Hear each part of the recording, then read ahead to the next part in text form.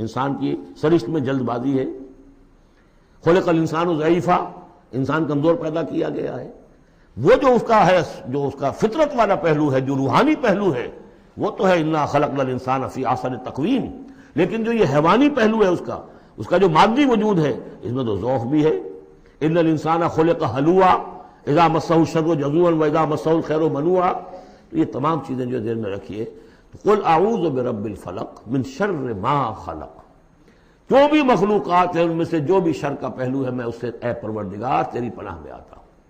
ومن شر غاسق اذا وقب، خاص طور پر یہ رات کو ڈھانپ لینے والی جو ہے رات، اندھیرا۔ یہ ظاہر بات ہے اسی پھر رات کے پردے میں چوری بھی ہے، ڈاکہ بھی ہے، اسی میں پھر غول بیابانی جو ہیں، شیاطین جن ہیں، ان کا بھی جو حرکتیں ہوتی ہیں، پھر یہ ساری چیزیں جو ہے اسی کے سلسلے۔ من شر غاسق اذا وقب،